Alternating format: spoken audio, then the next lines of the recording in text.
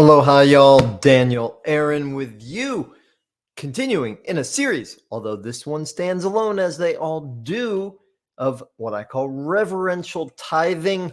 This is me saying thank you, a tip of the forelocks to the amazing, phenomenal beings that have been such lights in my life, mentors, coaches, teachers. I recently came out of the closet about my ministerial ordination 31 years ago. And in that process, I'm reflecting on some of the people that shaped me. And today, I tip my hat to David Life. It was early in my obsession with yoga. And specifically, I mean yoga asana, the physical practice of it. It was 1997, I believe, when I met David Life. I was living at Omega Institute, upstate New York, and I had swallowed the red pill at that point as far as yoga went. I was all in. I wanted as much as I could get.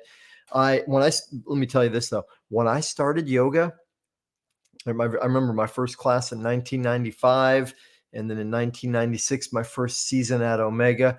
I sucked, and that's not a very yogic way of looking at it, but that's how I felt at the time.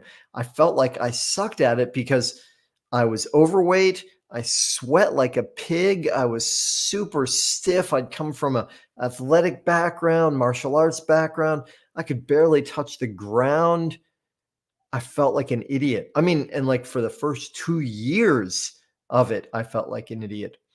So, and who knows what divine forces kept me going in the face of what to me felt like humiliation every class. I guess what it is that I knew there was value in it for me. And so that was worth the pain and the struggle. And so when I met David Life,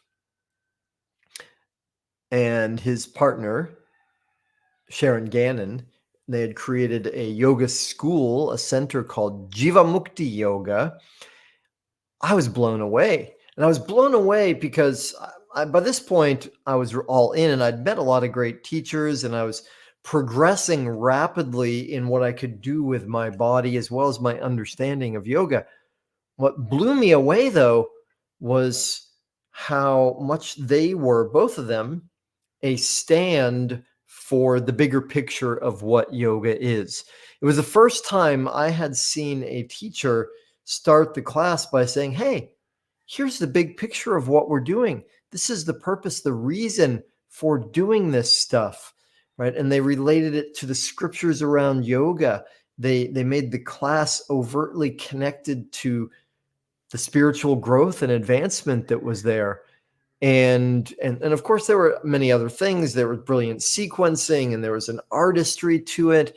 And both David and Sharon had this charisma and power, right? They came from sort of an art background, which they brought into the physical yoga.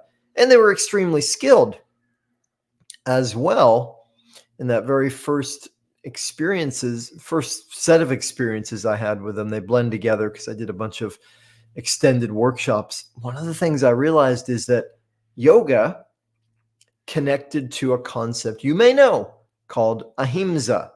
It's one of the very first things that Patanjali, the author of the Yoga Sutra, says. Ahimsa is, by the way, how to create mastery. I'm coming to that soon, because David and Sharon both taught me a huge impact, a huge lesson around that. So ahimsa, one of the very first things that Patanjali, author of the Yoga Sutra, says, if you want to reach this goal, this end, samadhi, one with God, bliss, freedom, then here's one of the first things you can do. Ahimsa, what does it mean? Do as little harm as possible. Some say it's nonviolence. That's okay. Some say it's love. Some say it's vegetarianism. And this is the thing that clicked for me when I met David and Sharon, is they were talking about how ahimsa can mean many different things, many applications of it. And one of them has to do with how we treat other beings.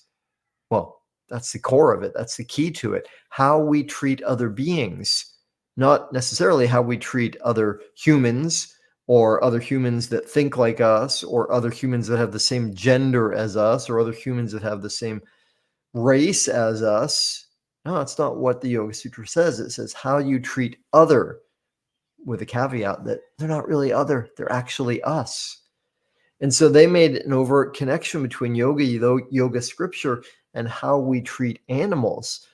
And that unwound something for me, because for me, it was all the way back in 1988 when I discovered that there was an incompatibility for me between loving animals and killing them for my eating pleasure, right?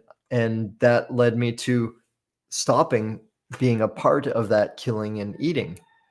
And when I first became vegetarian, I got zealous and I started wanting to teach other people and proselytizing. And pretty soon I lost all my friends, and people would move away from me in the dining hall. It was not a good result. So my pendulum swing response to that was, I'm not telling nobody nothing.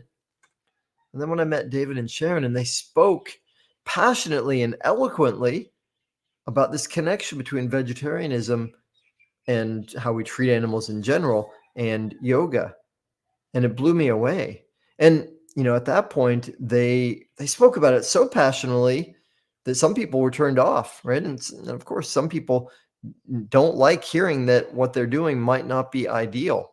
Understandable. And I believe that David and Sharon also grew in their ability to speak about it in a way that other people could hear better.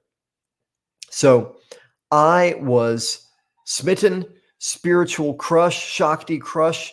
Both of them just blew me away with all that they created. And so as I was already into teaching yoga and wanted to practice more and more, I lived in upstate New York. I started going to New York City every week, or just about every week, and spending 2 or 3 days there. In those 2 or 3 days, I would go to all of David and Sharon's classes.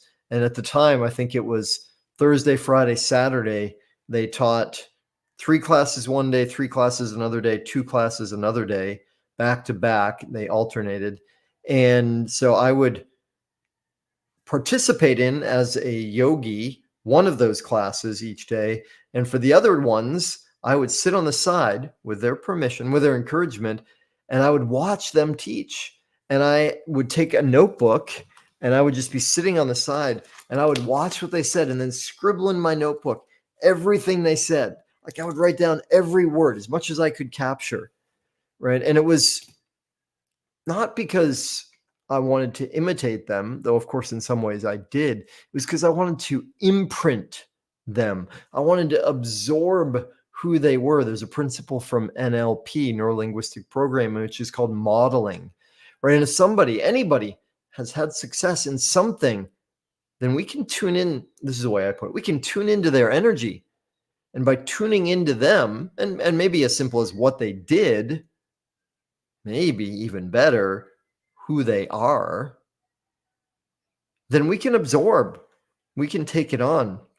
And it's not really imitation. As Picasso said, good artists borrow, great artists steal. And the thing is, for any of us, if we imprint on somebody we admire and then assimilate it and then step forward and share and do what we do, it's going to be different because we're different. We get a different energy than them. Now, of course, great to give credit. It's not about taking somebody's intellectual property and spinning it and making it your own. No, it's about taking it on, integrating it, understanding it, making it better, making it our own, and then bringing it forward. That's mastery, right? Mastery is standing on the shoulders of giants, learning from them, absorbing with great gratitude, integrating, and then bringing it forward in a new way and continuing to do that over and over and over again. And man, oh man, I get excited because that's the juiciest stuff in life, right? That's part of why I love being with my students and clients. They're not mine, but sloppy language, you know what I mean? That's why I love getting to share with people, because every time I'm in a conversation with a client, I learn something, right? I learn about who they are. And so whatever my perspective and their experience is, it gets shifted in the conversation. Something new comes. So I hope that makes sense. I hope it's useful. I hope it's entertaining. I hope it's innocuous. Thank you for being here. Thank you for being an amazing